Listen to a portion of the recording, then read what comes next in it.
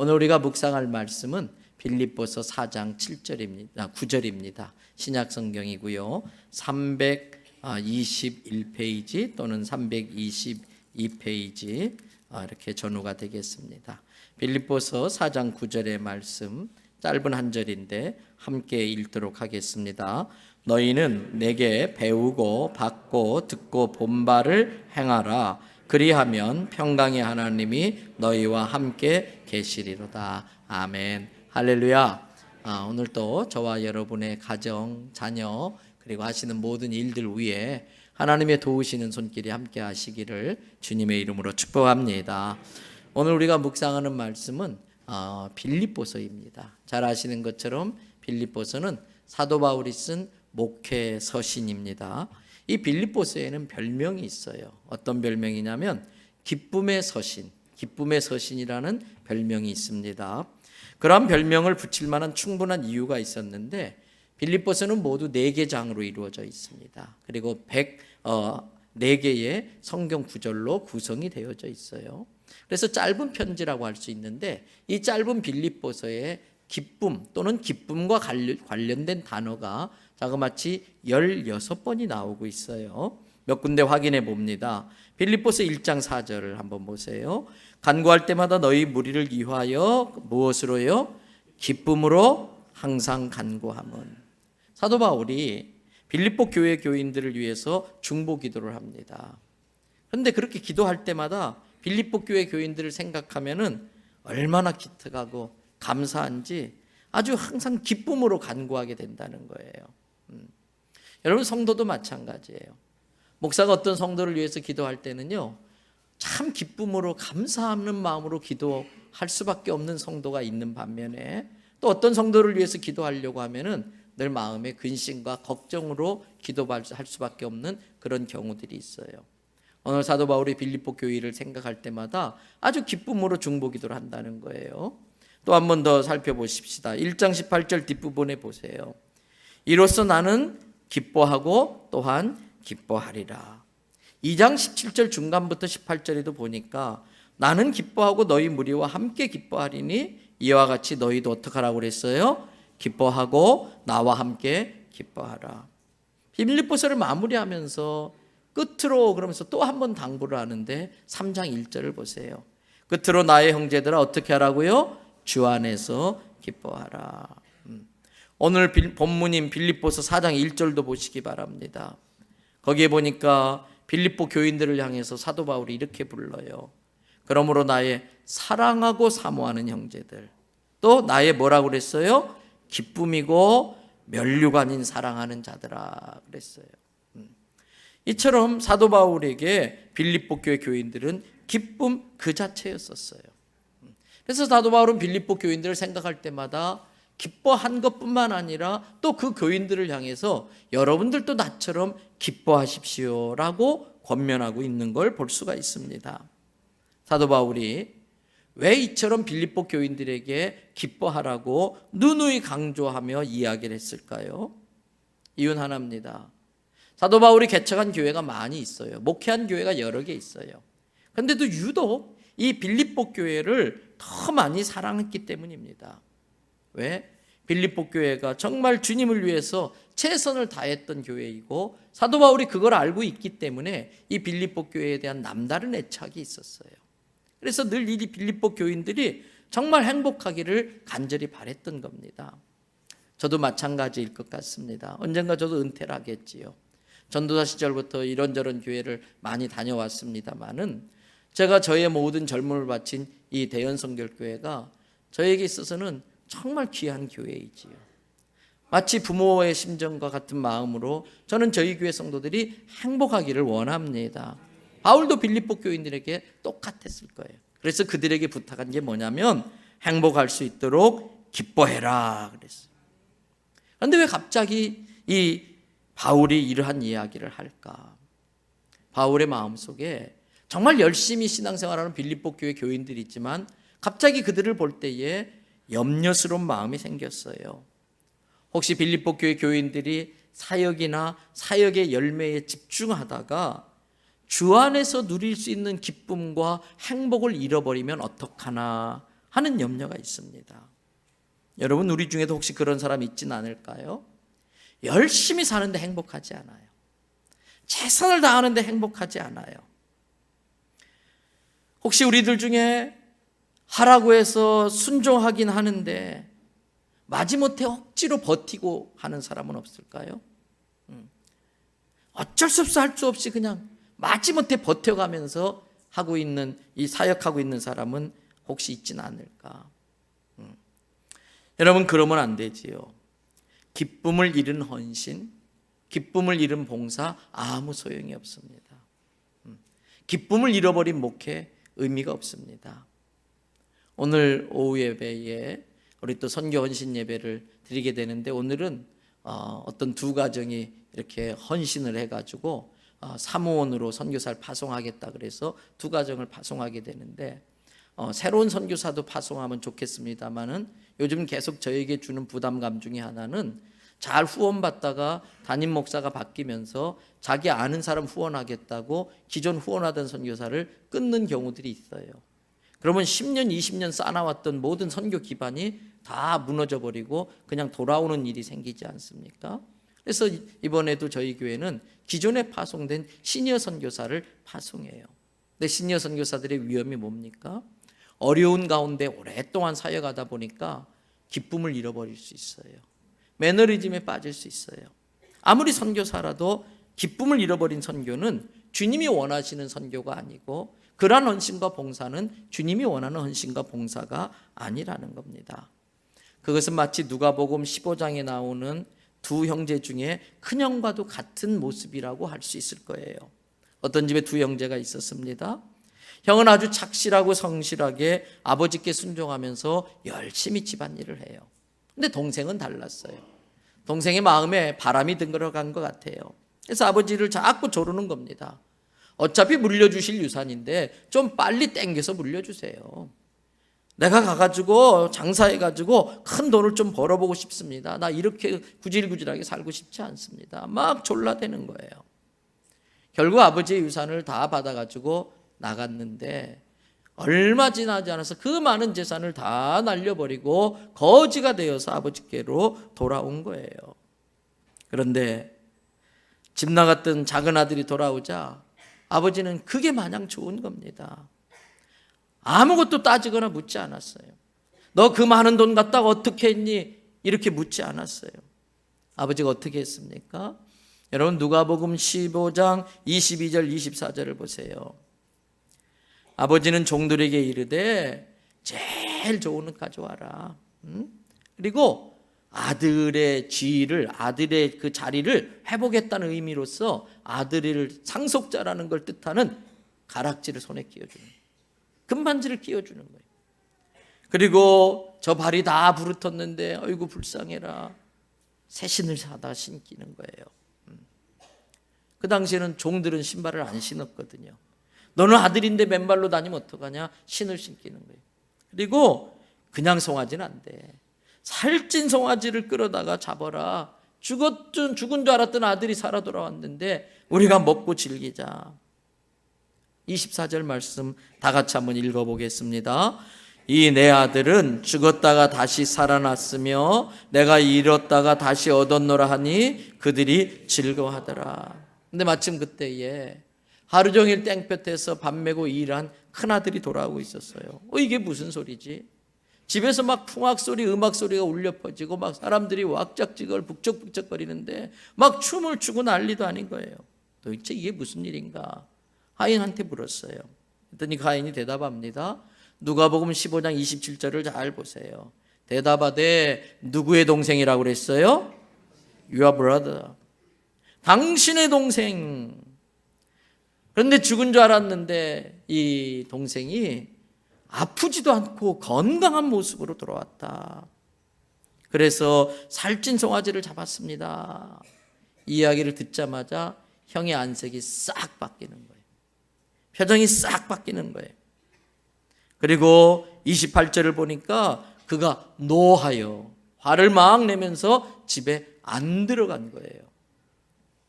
그 상황을 알게 된 아버지가 얼른 뛰어나와가지고 큰아들 보고 같이 들어가자 권해요. 그러자 이 큰아들이 그동안 감춰놓고 있었던, 꾹꾹 누르고 있었던 불평을 막 쏟아내면서 아버지한테 막 대드는 거예요. 누가복음 15장 29절부터 30절을 보세요. 아버지께 대답하여 이르되 아버지, 내가 여러 해 동안을 뼈 빠지게 고생하면서 아버지의 명령대로 일을 했는데 내게 염소 새끼라도 한 마리 잡아준 적 있습니까? 저놈은 아버지 재산 다 탕진하고 왔는데 저런 놈한테는 살찐 송아리 잡아주면서 나는 염소 새끼 하나도 잡아가지고 내 친구들하고 이런 잔치 한번 베풀어 준 적 있습니까? 막 따지는 거예요. 30절 보세요. 아버지의 귀한 살림을 장녀들과 함께 다 삼켜버린 이 아들한테는 이 살찐 송아지 잡아주면서 막 쏟아붓는 거예요. 큰아들은 분명히 성실하고 착실한 사람이지요. 어느 면으로 보나 형이 훨씬 더 훌륭해요. 형만한 아우 없다고요. 그런데 그동안 큰아들은요, 기쁨으로 일한 게 아니에요. 마지못해 억지로 할 수 없이 쓴뿌리를 지닌 채 일을 한 겁니다. 이 형에게 두 가지의 마음이 있었어요. 하나는 동생은 저렇게 게으름 피우고 맨날 놀러다니면서 아버지 재산 다 날려버리는데 나는 왜 이렇게 나만 혼자 이렇게 일해? 나만 왜 이렇게 땀 흘리면서 쓰고 벌려야 돼? 나만 이렇게 생고생을 해야 돼? 투덜거리며 일했어요. 투덜거리는 마음, 원망, 불평하는 마음이 이 큰형에게 있었던 두 번째 마음이에요. 동시에 또 어떤 마음이 있었던가? 교만한 마음이에요. 저런 놈하고 나는 달라. 난 쟤처럼 저렇게 안 살아. 나는 일주일에 2번씩 금식하고 11조 꼬박꼬박하고 나는 교회에서 열심히 헌신하고 봉사하고.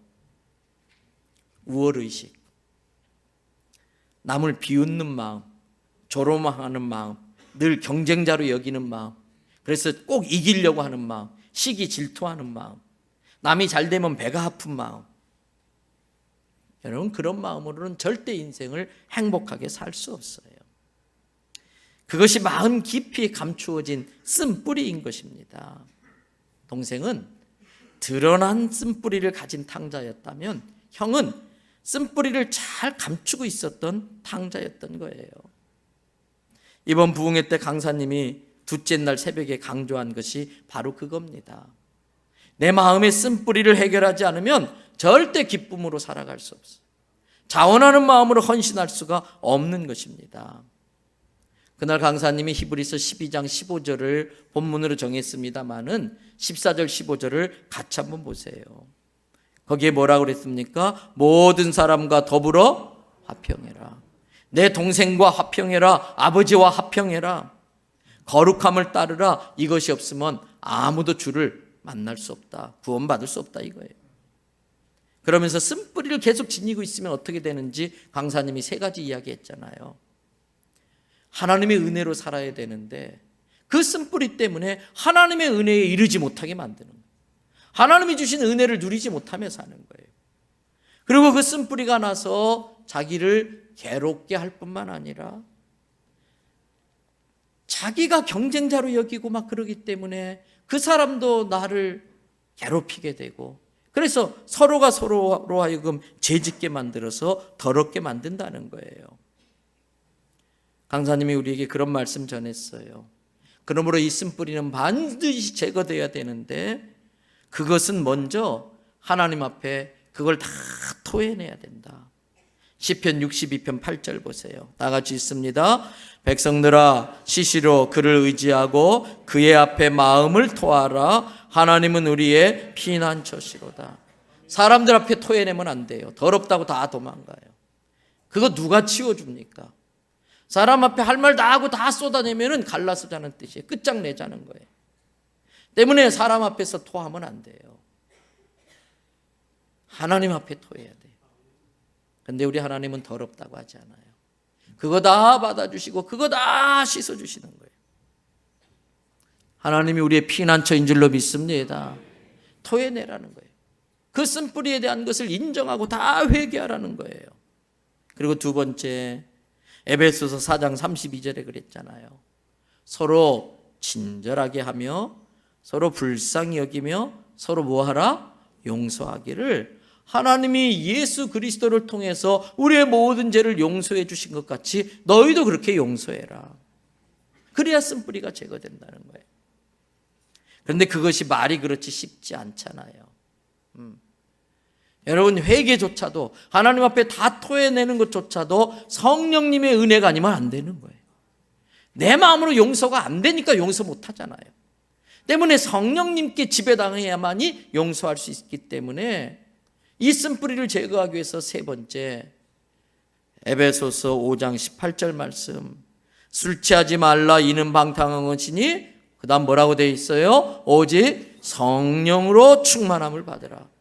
그래서 우리가 예배 중에 기도하잖아요. 하나님, 예배 중에 성령을 기름 붓듯 부어주셔서 우리 모두가 성령으로 충만해지게 해주시고, 성령의 다스림을 받을 때에 진정한 회개와 진정성 있는 용서가 가능해지고, 그럴 때에 쓴뿌리가 제거되어지고, 쓴뿌리가 제거되면 되고 제거될수록 더 성령 충만함을 받게 될 줄로 믿습니다. 여러분, 두 형제는 결과적으로 어떻게 됐나요? 드러난 쓴뿌리가 제거하기가 더 쉬워요.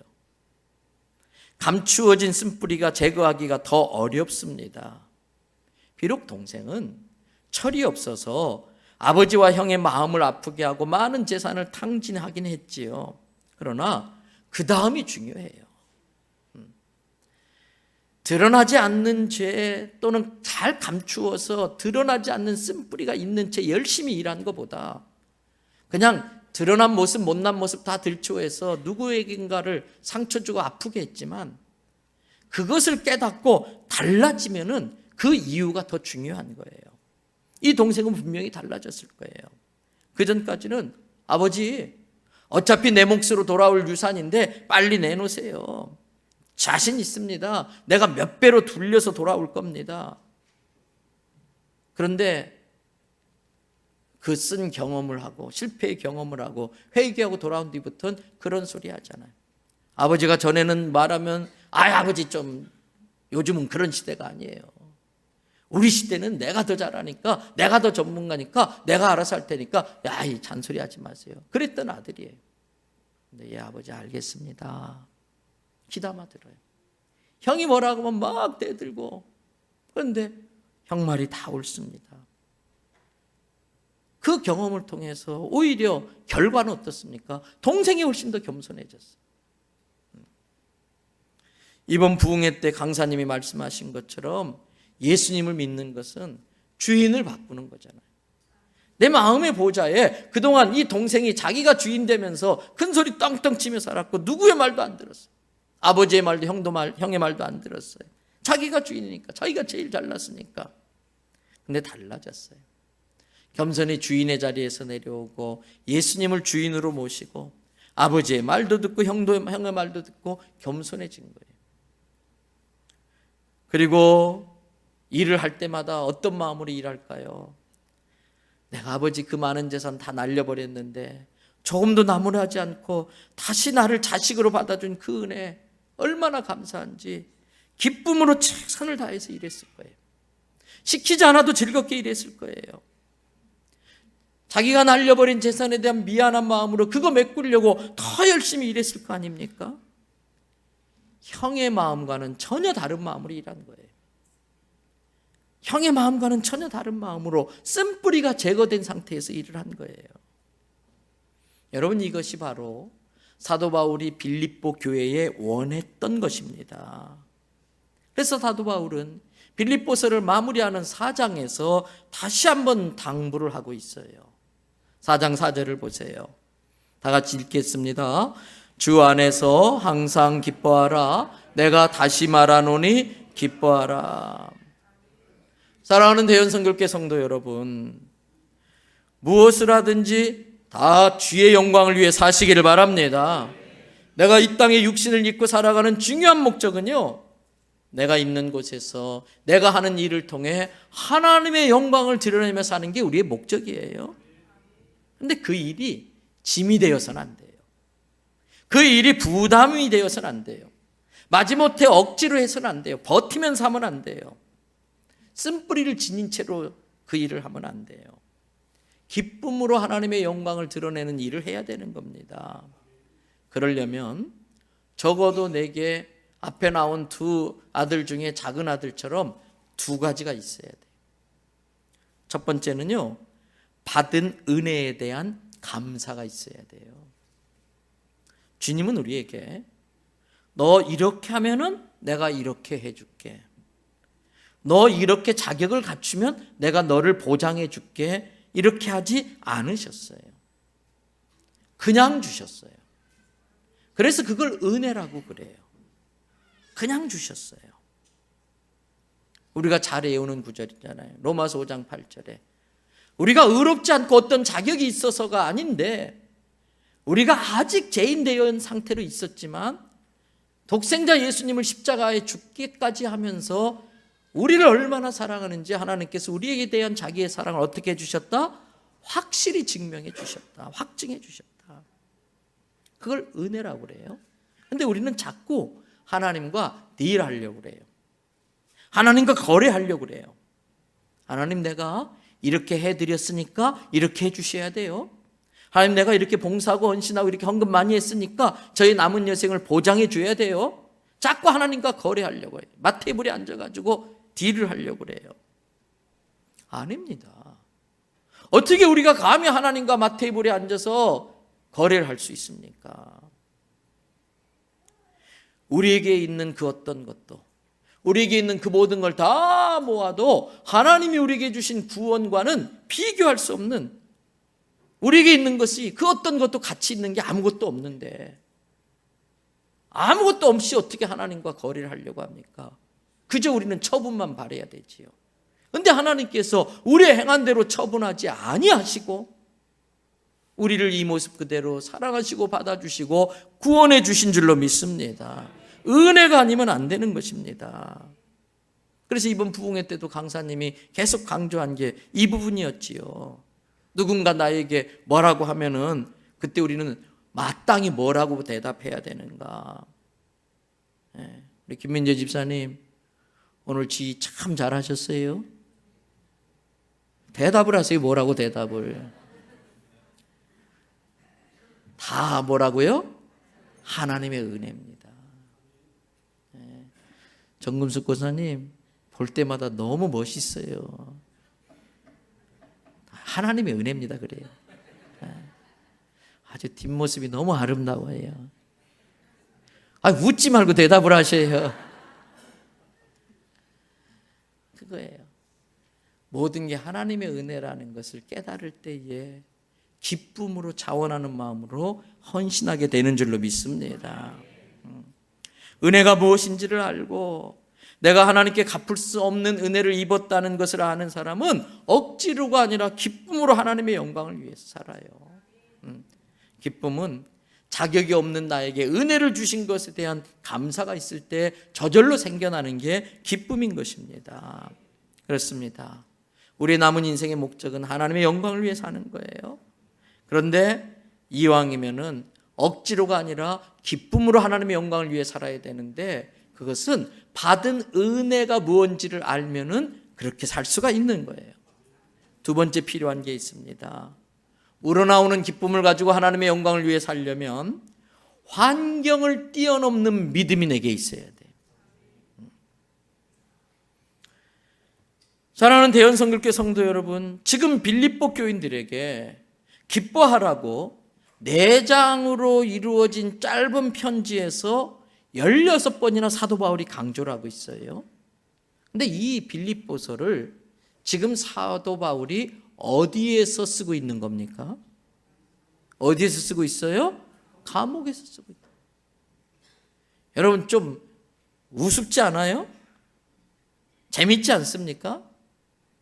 감옥에 갇혀 있는 주제에 지 앞가림이나 잘하지. 감옥에 갇혀 있는 주제에 감옥 밖에 있는 사람한테 기뻐하며 사세요? 감사하며 사세요? 근데 그게 진짜 믿음이에요. 오늘 사도 바울이 우리에게 요구하는 기쁨은 그냥 기쁨이 아니라 환경을 초월할 수 있는 믿음으로부터 오는 기쁨이에요. 고난을 뛰어넘어 누릴 수 있는 기쁨이에요. 감옥을 뛰어넘는 믿음으로 주어지는 그 기쁨, 아무나 경험할 수 있는 기쁨이 아니죠. 진짜 산 믿음을 가진 사람만이 가능한 일이지요. 여러분, 예수 믿고 난 후에도 내 환경은 그대로 있을 수 있습니다. 작정기도 금식기도 끝났는데도 내 환경은 달라진 게 하나도 없습니다. 그런데 그 기도를 통해서 그 환경을 수용할 수 있고 뛰어넘을 수 있는 믿음이 내게 생겨나야 된다는 거예요. 그러면은 환경을 뛰어넘는 기쁨을 누릴 수가 있는 것입니다. 이 기쁨은 나를 좌절하게 만드는 환경도 뺏어갈 수가 없고, 미성숙한 어떤 사람이 나를 힘들게 하는 사람이 있는데 그 사람도 이 기쁨을 뺏어갈 수가 없고, 원수마귀 사탄도 이 기쁨을 뺏어갈 수 없는 줄로 믿습니다. 기근이나 적신이나 위에 있는 것이나 그 어떤 것도 그리스도의 예수 안에 있는 사랑 안에서 나를 끊을 수가 없다고 하지 않았습니까? 그런데 아십니까? 사랑하는 대연성결교 성도 여러분, 환경을 뛰어넘는 기쁨은 가장 먼저 말로부터 시작돼요. 환경을 극복하는, 환경을 뛰어넘는 그 기쁨은 내 속에 있는 믿음을 말로 고백할 때 시작되는 거예요. 말로 환경을 묶어버릴 수도 있고 말로 환경을 열어놓을 수도 있는 겁니다. 그래서 이번 부흥회 때에 강사님이 강조한 것 중에 하나가 바로 말이었어요. 다음 세대인 우리 자녀들에게 말로 축복을 선포할 것을 누누이 강조하지 않았습니까? 여러분, 여러분의 자녀들을 위해서 하루에 몇 번씩 축복을 선포하고 있습니까? 우리말에 권세가 있는데 축복하는 데 써야 되는데 어떤 사람은 이걸 저주하는 데 써요. 아이고, 저 죽을 놈, 저 썩어질 놈, 우라질 놈, 저 연병할 놈. 아이고, 주여 용서하시오.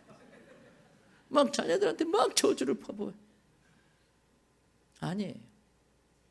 축복하는 말을 자꾸 선포하셔야 돼요. 어젯밤에도 이제 큰아이가 이제 또 기숙사 들어가고 또 딸은 이제 다음 주에 독일로 가고 또 이렇게 다 흩어지게 돼서 밤에 한 12시에 애들 다 이렇게 모아놓고 같이 또 이런저런 이야기도 하고, 그래서 제가 마지막에 애들 하나하나 이름 불러가면서 막 축복 기도를 해줬어요. 막 축복 기도를 해줬어요. 아버지가 자식에게 해줄 수 있는 최고의 선물, 어머니가 자녀를 위해서 최고로 줄 수 있는 선물, 그건 말로 축복하는 거예요. 축복 기도해 주는 것인 줄로 믿습니다.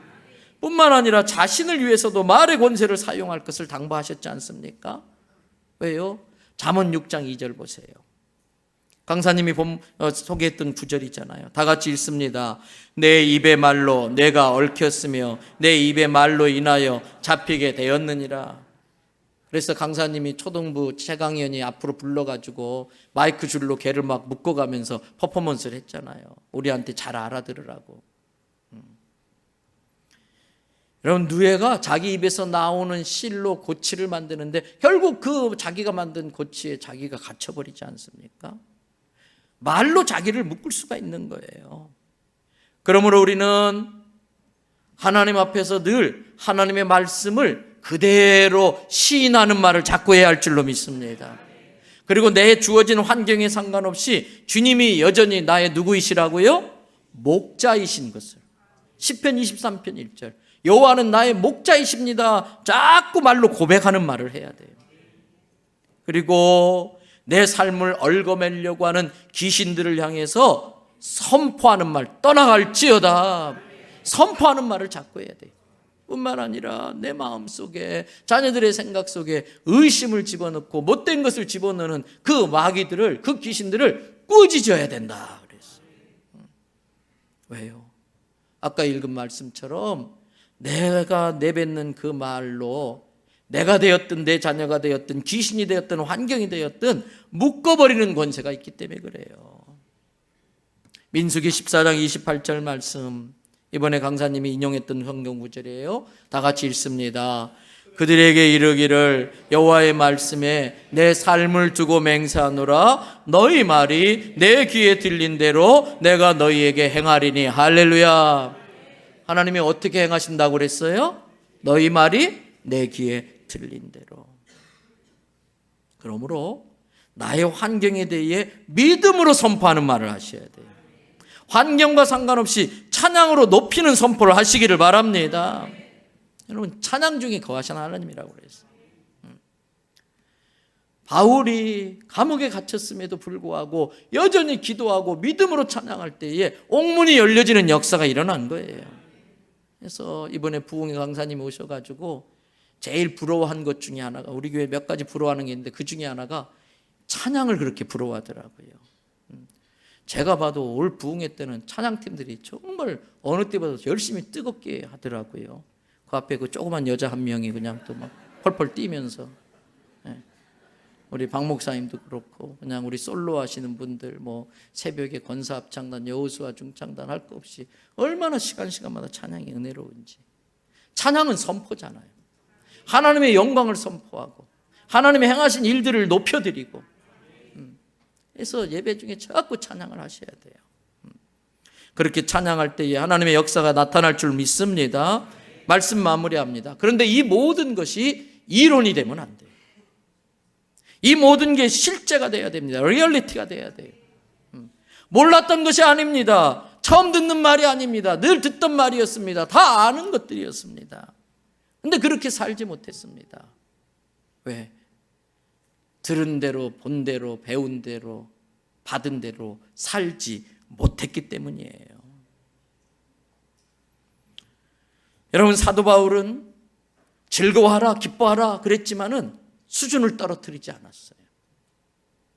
정말 가족처럼 행복하고 즐거워하고 기뻐하며 살지만 엉망진창 막 무질서하게 그걸 용납하지는 않았어요. 모든 영역에 있어서 퀄리티를 유지하는데 오늘 본문 4장 8절을 보세요. 즐거워하고 기뻐하면서도 끝으로 우리에게 신신당부하는 게 있는데 다 같이 한번 읽도록 하겠습니다.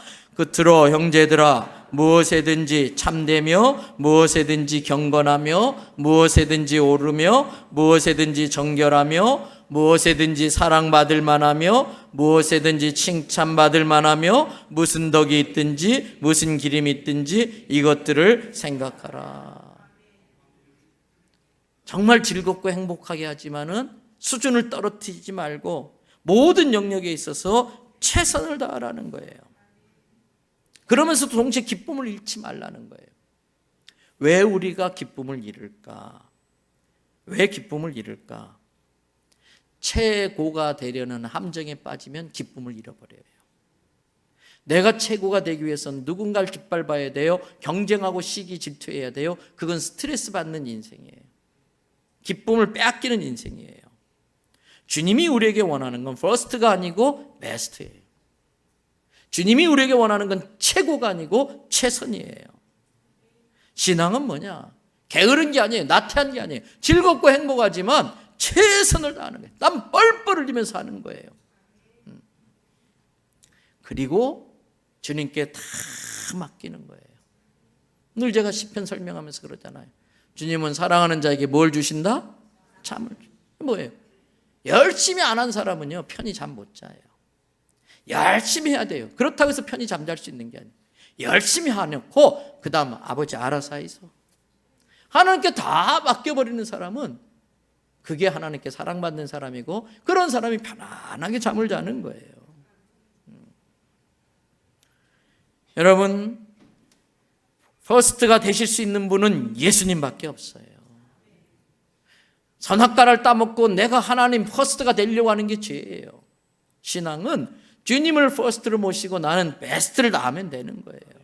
그러면 주님의 퍼스트가 결국은 나의 퍼스트가 되는 것이지요. 그런 마음으로 사역하고 그런 마음으로 헌신하면 우리의 삶이 세상이 줄 수 없는 평강이 임하게 되는 거예요. 내 안에 천국이 이루어지는 거예요.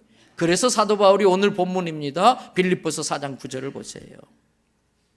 너희는 내게 배우고 받고 듣고 본 바를 뭐하라? 행하라. 그리하면 평강의 하나님이 너희와 함께 계십니다. 평강의 복이 정말 큰 복이에요. 물론 여기서 내게 배우라고 할 때 내게는 바울입니다. 근데 바울도 이 모든 것을 성령님의 도움으로 예수님에게서 배웠어요. 우리도 마찬가지입니다. 예수님을 퍼스트로 모시고 성령의 도움으로 겸손히 예수님을 배워야 되는 것입니다. 늘 예수님께 은혜를 구해야 되는 것입니다. 은혜 받아야 삽니다. 그리고 자꾸 예수님의 뜻을 알기 위하여 말씀을 자꾸 들어야 돼요. 그리고 자꾸 세상 바라보면 안 돼요. 믿음의 주에 온전케 하시는 예수님을 바라봐야 할 줄로 믿습니다. 그리고 더 중요한 것은 그동안 배우고 받고 듣고 본 바를 행하는 거예요. 부흥회 때 은혜 받는 것도 참 귀한 일인데 은혜 받은 대로 살아내는 게 더 귀한 거예요. 그리고 열매를 맺어야 돼요. 열매를 맺지 못하는 건 못된 겁니다. 아직 된 게 아닙니다. 못된 것입니다. 우리가 은혜를 많이 받았다고 하는데 은혜 받은 대로 열매 맺지 못하면 그건 못된 겁니다. 열매 맺어야 된 겁니다. 그러므로 아는 것을 넘어서 행해야 되는 거예요. 어느 주보 일면에도 님의 짧은 글 긴 생각 써놨잖아요. 뭐 뒤에 노가 2개 있는 이유가 그거예요. 집에서 야 누구누구야 밥 먹어라. 예 어머니. 대답은 참 잘해. 누구야 상 차려놨다 밥 차려놨다 밥 먹어라. 예 어머니. 아무리 불러도 와요 안 와요? 안 와요. 나중에 열받아서 가보면 뭐 하고 있어요? 뿅뿅뿅뿅. 아무리 대답해도 그건 아는 게 아니에요.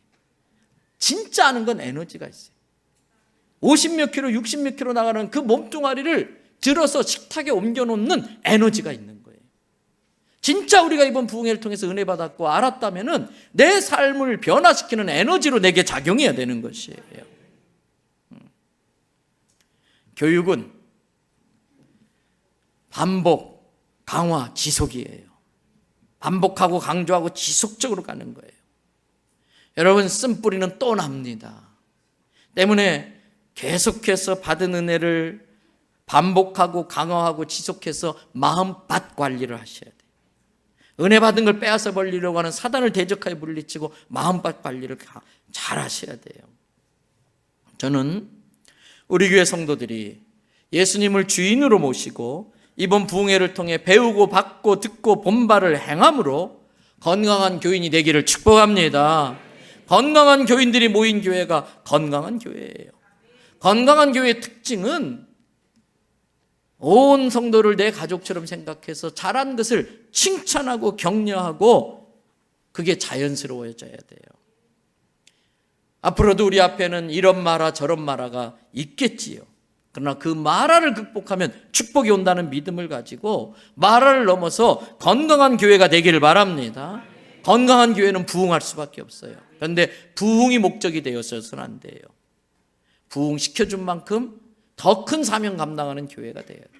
부흥시켜줬는데 사명 감당하지 못하면 열매 못 맺는 못된 교회가 되는 거예요. 여러분 오늘 오후에도 선교 헌신 예배 드리는데 감사하게도 앞에서 말씀드린 것처럼 두 가정이 목사님 많이는 못하지만 사무원은 저희가 할 수 있을 것 같습니다. 한 달에 30만 원씩 이렇게 사무원 후원하겠다고 해가지고 두 가정을 파송하게 됐어요. 여러분 부흥해서 점점 더 주님이 기뻐하는 그런 일들을 하는 게 목적이지 부흥이 목적이 아닌 거예요. 축복받는 게 목적이 아니에요. 축복하시는 만큼 사명 감당하는 게 목적이 되어야 할 줄로 믿습니다. 여러분 건강한 성도들 되어서 건강한 교회, 그래서 더 지금보다 부흥되어져서 더 큰 사명 감당할 수 있는 저와 여러분 우리 교회 되기를 주님의 이름으로 축복합니다. 기도하시겠습니다. 여러분 오늘 사도 바울이 빌립보 교회에 기쁨으로 봉사하고 헌신할 것을 당부했습니다. 근데 그 기쁨은 어디에서부터 오는가? 받은 은혜에 대한 감사로부터 오는 겁니다. 그리고 환경을 뛰어넘는 믿음의 선포를 통해서 오는 겁니다. 오늘 형은 쓴뿌리가 있는 채 살았기 때문에 행복하지 못했어요. 동생은 잘못된 과거가 있었지만 하나님의 은혜로 변화된 뒤부터는 쓴뿌리 없이 너무나 행복하게 일을 하며 살았지 않습니까? 마음밭 관리를 잘 하십시다. 성령님을 늘 구하면서 겸손하게 배우려고 하고 들으려고 하고 자꾸 주님 바라보고 그리고 성령의 도움으로 살아냄으로써 열매 맺게 되고 그 열매는 다른 사람이 따먹을 수 있게 하는 그러한 인생 되게 해달라고, 우리의 자녀들이 그러한 삶을 살게 해달라고 2, 3분 정도 합심으로 기도하겠습니다.